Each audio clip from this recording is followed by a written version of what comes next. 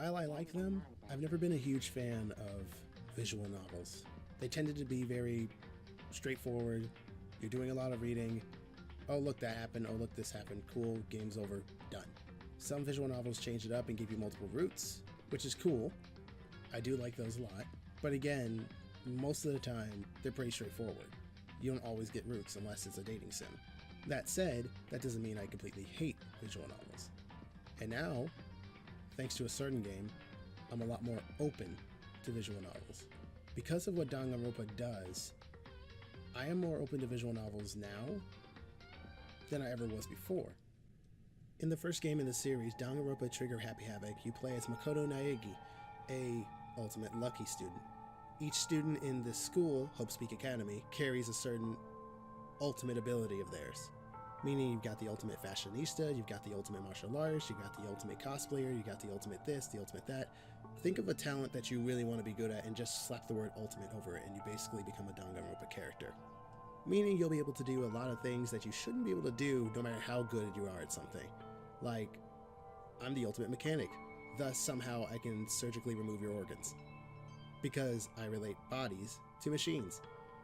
Yeah, that's how far my ultimate ability goes. Like, okay. Makoto Naegi enters the school. School distorts. Holy crap, why are all the I can talk. Why are all the windows boarded up?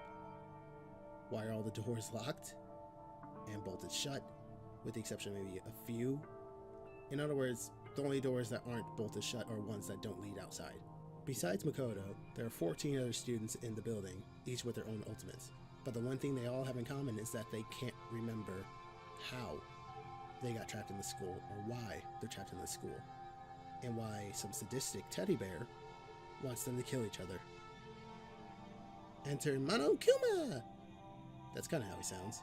If not, you'll have to forgive me because my Monokuma impressions are very rusty, as I haven't played the game nor heard his voice in a very long time. Anyway, this sick fluff wants everyone to kill each other so they can escape, or specifically so that the murderer can escape if he can get away with it, or she can get away with it.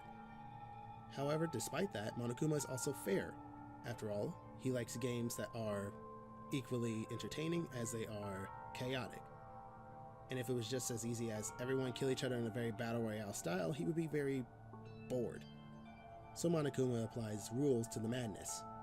Every time someone is killed, he announces, "A body has been discovered," in a very joyous and somehow terrifying tone that I can't justify. It is at this moment where the students are supposed to debate and mingle amongst themselves. I don't want to say mingle like they're being friendly about it, but debate about who was where, who did what, investigate. I don't know what investigate means. And investigate several clues that are left over on the crime scene as to what might have been used to kill the person, and in what way did the struggle occur, if there was a struggle, and any common things that you can think of that relate to a crime scene. Eventually, a class trial will be held, and it is here where everyone puts their evidence up on the table, or specifically you. Tell him, Makoto. And yes, you will be hearing that phrase a lot because a certain someone doesn't like to explain things herself until you do it first. Not a complaint, just stating a fact. Moving on. It is here where you'll have a lot of back and forth and debating, where everyone has open reign on the floor, where you have to find a way to interject and interrupt people so that you can get your points across, because they aren't going to get anywhere talking in circles. You use your truth bullets, not real bullets, they're metaphorical, to basically call bullshit whenever you see a phrase that you don't agree with or just doesn't line up with the evidence. From there, you play a little mini game, and then eventually, either you get the killer or you don't. If you don't, well, simply put, you just try again. They'll start you off from where you left off, where you actually messed up, and you'll have full health, health being how much people actually believe you. In a way, it's kind of weird. And you'll have multiple retries until you eventually get it right. Typically, you'll get it right the first time. If not, well, then you just don't get it right the first time, I guess. Hey, there are some cases that I didn't get right the first time. Once you get the murderer in question, they are executed and removed from the killing game. This process continues until the end of the game, where I'm not going to spoil anything. but that's the gist of the gameplay. So why did I spend so long talking about the gameplay of Danganronpa? Well, first of all, to just say how unique it is for a visual novel of its style. Typically when I play a visual novel, they are very straightforward, as I said earlier. You go from point A to point B to point C, you're done reading, cool. You could have read a book, but I guess you had to click a mouse.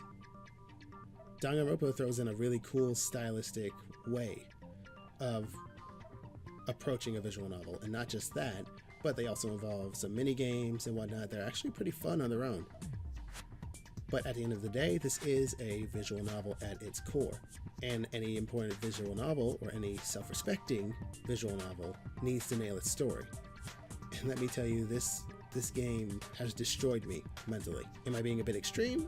Maybe, but there's something about this game where you can relate to just about every character. Every character feels human despite some not quite looking human, or maybe being a little over-exaggerated to be human, but either way around, you relate to just about everyone there. Even when the executions happen, most of the time you'll feel sorry, because at the end of the day, you didn't watch or read that someone was executed, you pointed them out, you ratted them out, they die. At the end of the day, they used to be a friend of you. Maybe they were a friend of yours. Maybe you guys were going to be friends. It doesn't help that the game lets you get to know these characters during its daytime segments, whenever there's not a murder actually occurring at the moment. During these moments, the game can get a little dating sim-ish, where you can present people with presents and whatnot, have certain dialogue options to talk to them and get to know them better, but you get to learn about their dreams, their aspirations, what they want to do, if they ever escape, and this, and the other, and it just makes it heartbreaking when that same person you talk to is either killed or is the one who killed someone else who you were getting to know as you were getting to know them. It hurts. And the writing is just that good. In Danganronpa Trigger Happy Havoc, you're going to have a hard time staying on the side of hope, since it seems like a very hopeless situation, but the game does a really good job of projecting you forward and pushing you forward. And Makoto himself, despite how flat he is in the beginning, he eventually becomes a very lovable character. I'm not going to spoil the story stuff for you, because at the end of the day, that would defeat the purpose of me recommending Danganronpa Trigger Happy Havoc or any of its games afterwards. I would just say that if anything I said intrigued you even slightly, play the game. You like murder mysteries? Play the game. You like stories that might emotionally traumatize you and make you cry for days? I didn't do that. I don't know why you're looking at me like that. But still, play the game. Are you a fan of just outlandish and almost silly scenarios? Well, play the game. Trust me, there is a reason why it's sitting at overwhelmingly positive on Steam. Be warned though, Danganronpa Trigger Happy Havoc, Danganronpa 2, Goodbye Despair, Danganronpa Another Episode, Ultra Despair Girls are the only 3 games that really connect to each other in that storyline. The anime Danganronpa 3 is what wraps up the whole thing. Danganronpa V3 is a new game with a new cast and a new plot. So if you really want to play Danganronpa Trigger Happy Havoc and know how the rest ends, you'll need to play Danganronpa 2 and watch the anime. Ultra Despair Girls is kind of just a 1.5, so you can go, so if you want to play that, sure, but it's not entirely necessary, which is what I thought until I realized a couple things that fall in line between that and the anime, so I'd argue it is pretty necessary. But if you're just trying to understand what's going on between the first game and the second game, then you don't need it. But to understand the anime, you'll need to have played that too.